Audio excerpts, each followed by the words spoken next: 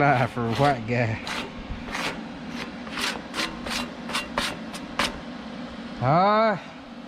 Only 12 more inches of gap to fill.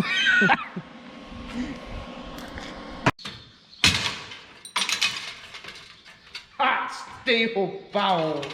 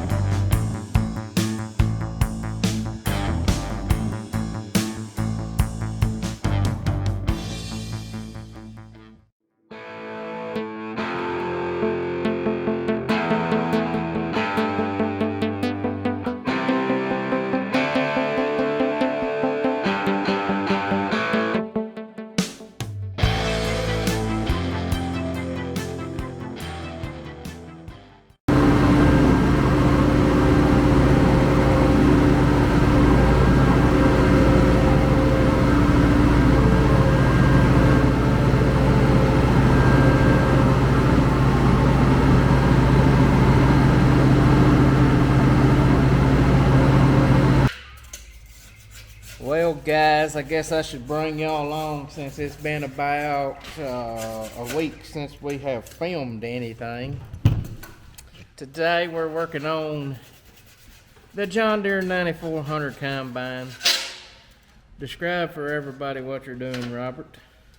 I'm taking the scraper and scraping out all the dirt from bean harvest so we can install our new Lundell poly swerve liner.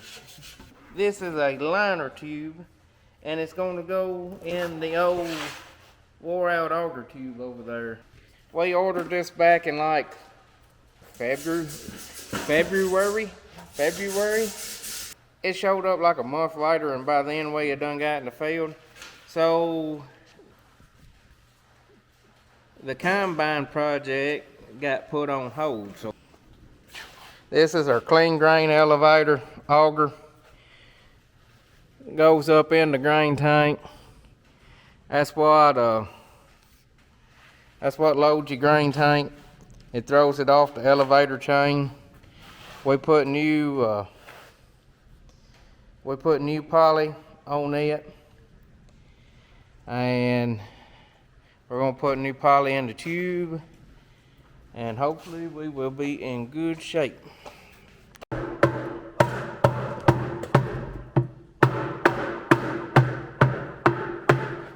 We're putting our tube in, and we're having to drive it in because the way they showed in the instructions ain't worth the you know what. So we just had to get it butted up and started down in the tube. They said you could take this little old putty knife and get it in the seam and work it in there. Well, we ain't had no such luck. The only way we found, this is the farthest we've had it in, and we just kind of had to get it started and driving it in. But when it gets in there, it ought to be good and tight. Good and tight. Good and tight. Good and tight.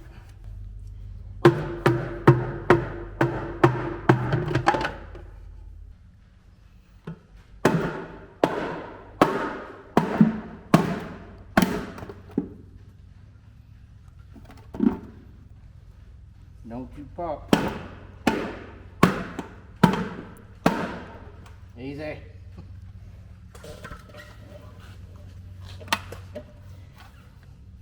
You stay together. You stay together. We're all but there. We're all but there. Don't give up on me now.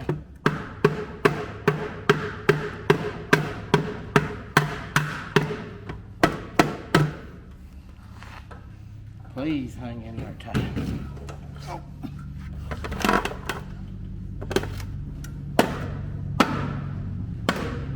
Believe that's her.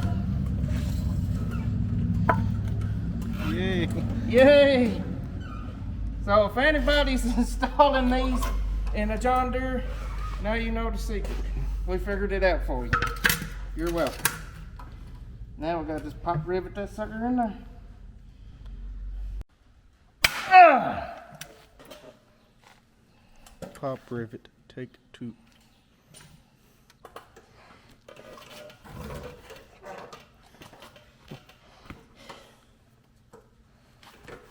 The stuff that only happens to me. Golly, damn. Ah.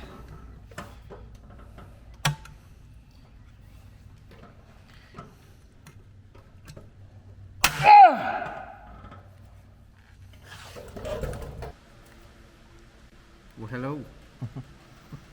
And welcome back to our channel. This is about 2 days after the last footage y'all saw. This is the instrument cluster out of my combine, and what we are doing, we are going to mount our iPad mount for the climate field view right here, and then I've got to make a bracket. We are going to move our camera. It has been on the armrest, but we're going to move the yield monitor down there to it. So we have got to make a bracket to hold our camera. So that's what we're working on. This little plastic piece goes right in there, like so. But it's just plastic, and we didn't feel like it was stout enough to hold the round mount, so I popped it out. We made this little piece of steel here as a backing for reinforcement, where there's more of a area holding more than just 4 plastic bolts. So I wish there was somewhere locally that carried these round mount products. It would make our life a lot easier. But you ask some people about a round mount, and they just kind of give you a blank stare, like, we don't know what you're talking about. Got just a little bit of dust.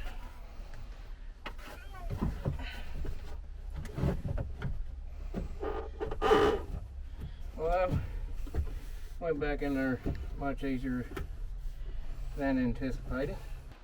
That bugs the pee out of me.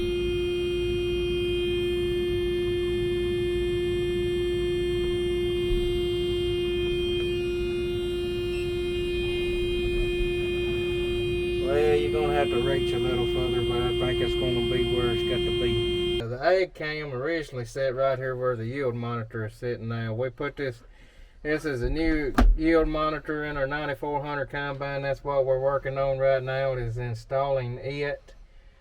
We got it mounted right here, and everything should be pretty well at your fingertips.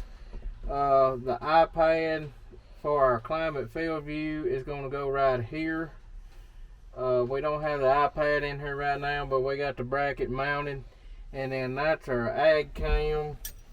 That's so that we can see into the green tank and behind us. And we moved that to where we used to have an old ag leader yield monitor, and right there is where it lived.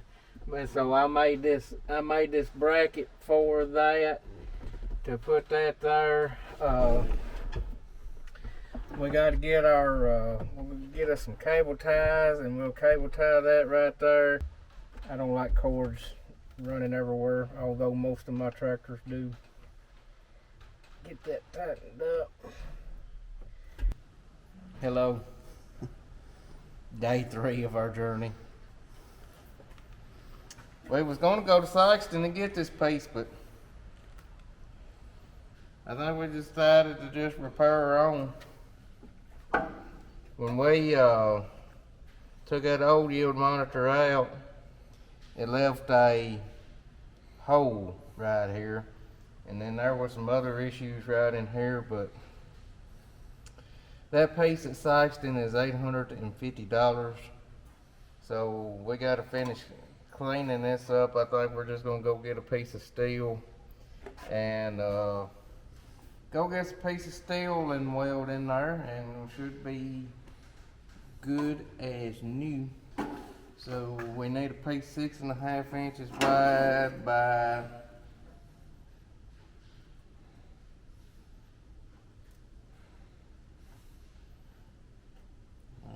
7 to that bolt hole. 6.5 by 18. So today we went to the Harbor Freight and we bought the most expensive MIG welder that they had. We bought the Vulcan MigMax215. We are going to be using flux core wire in it today. I would like to get us some gas and use the gas version of it. But we've been needing a MIG welder for a while. I've just been buying a little cheap 120 volt MIG welders. Congratulations, you just purchased a Vulcan. It's like Christmas time on the phone.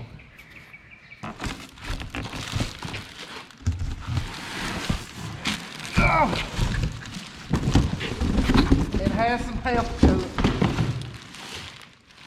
One feature this has that previous ones I've had don't have. You choose your metal thickness. We're going to be welding 1/8 today. You choose your wire size. We're using .030. And you can choose what you're welding on. Today we're going to be running in flux core. And then you set your wire speed to the desired wire speed. So I'm hoping maybe this thing will do a good job. Here's our gun for it, substantially larger than our old one. So that's a good sign. There's our gas hose, we don't need it right now. This is there's our 110 volt power cord. Here is our 240 volt power cord. And that is if we want to run .045 wire. Pretty good size wire.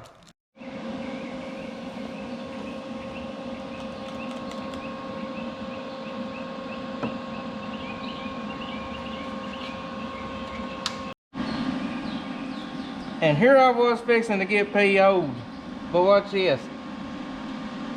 I was sitting there pulling it, and it'll stop.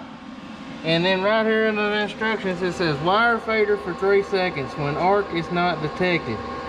For loading wire, use the cold wire feed switch. And now watch this.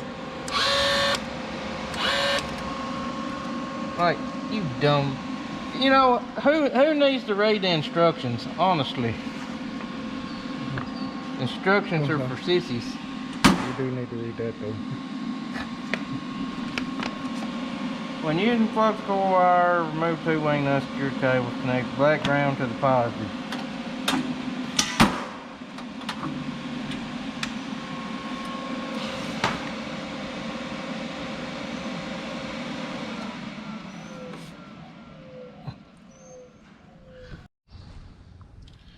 There's slightly more setup to this one than my old one,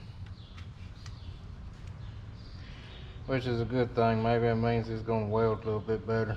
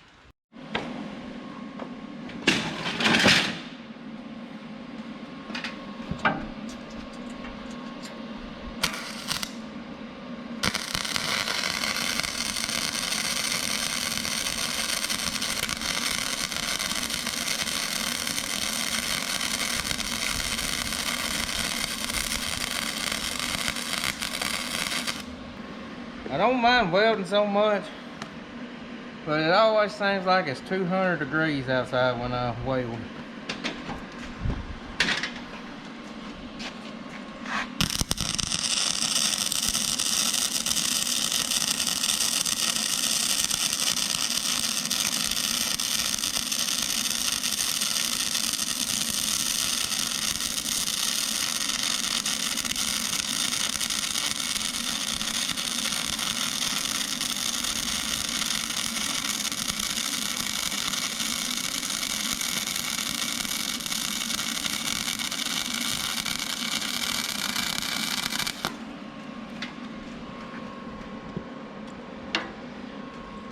That's so much better than what I had. It ain't even funny.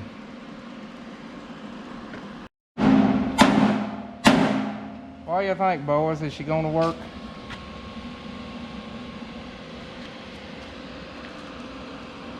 Pretty fair. Pretty fly for a white guy. Pretty fly for a white guy.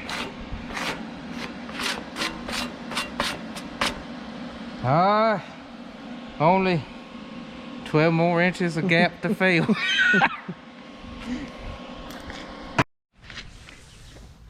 Well, we got the piece welded in there. What y'all think? Don't look too bad to me. Looks almost factory. Initial review on the Vulcan MigMax215 welder. Thumbs up. Now we'll just have to do a long-term review down the road. Narrate this tale for us, Robert. So, on the old auger or elevator, we tried to get these off, but we couldn't, so we just cut it out. Well, now we gotta get this shaft out, and we're gonna use the liquid hot magma wrench to cut them off. He's done exhausted all other options. See if I can do this without nicking the shaft. You gotta let it get good and red.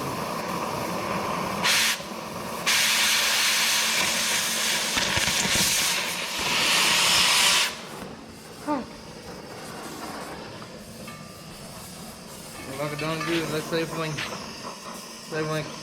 cut this race off this burn.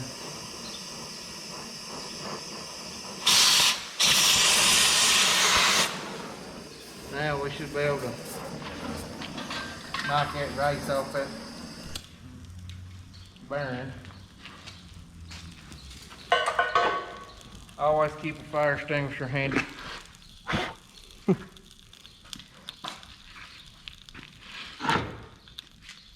Do as we say, not as we do.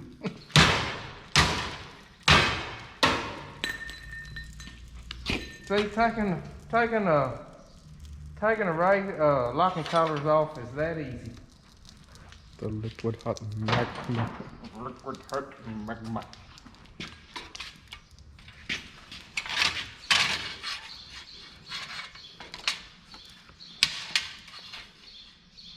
$1 million.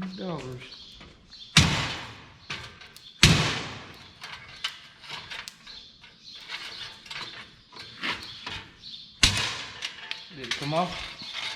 Almost. Hot steel ball. Chewy cloudy.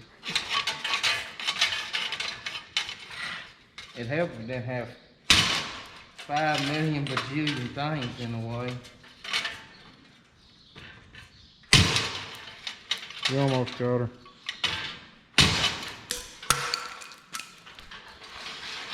What was the little boy's name in the Jerry Cloud kit where they was playing with the marbles? Oh, it was always Eugene and Marcel. yeah.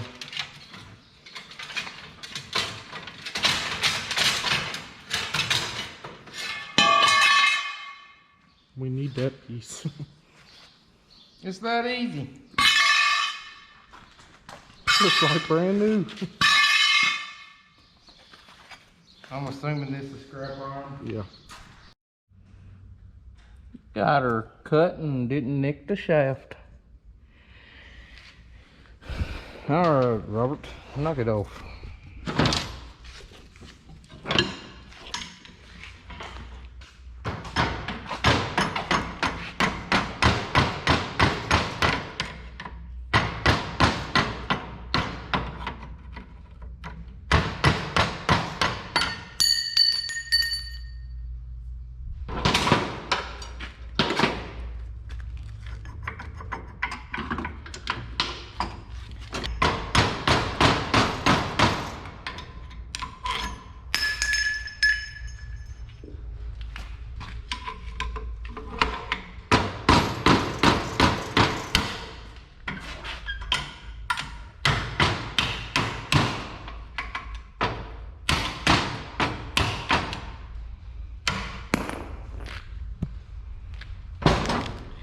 I've seen some more Apple sprockets in my lifetime, but I believe that one takes the cake.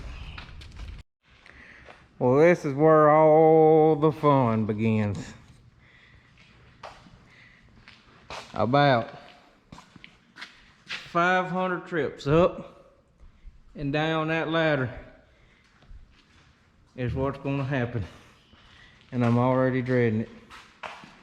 We're gonna get started on part of it this afternoon. It's right at 5 o'clock, but like me and Robert's gonna try to set the gear case housing up there, and we're gonna try to put the upper tailings in there. Not super hot, but it's super humid today. You don't hardly have to do anything to break out in the sweat. It's just typical West Tennessee June weather. And another thing, it's like 100 degrees hotter up there in the top of that shop than it is down here on the floor. So I'll give y'all a tour of the trip. We will have to make about 500 times. This is the engine bay of the John Deere 9400 combine. We absolutely hate. I wish we had some of them power fold like old big Mac rigs.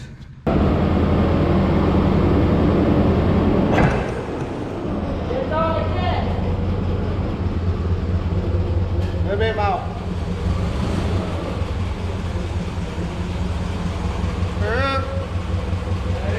Yeah.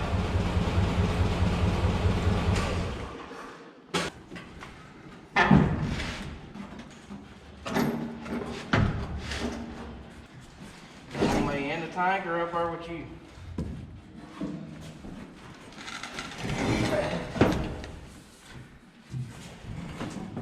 Probably in the tank, so when I flip this thing up. Alright, come here, baby.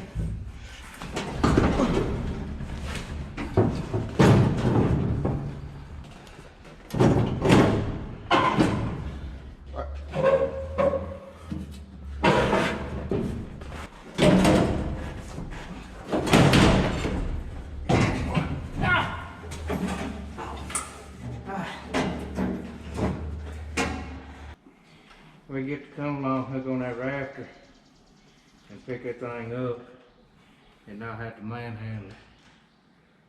What you think? Sounds good to me. As long as the rafter don't break, we're good.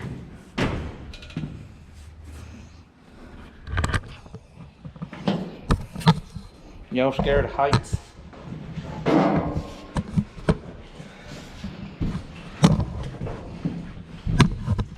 I used to be. The older and the dumber I get, the less they bother me. Let's call it a day.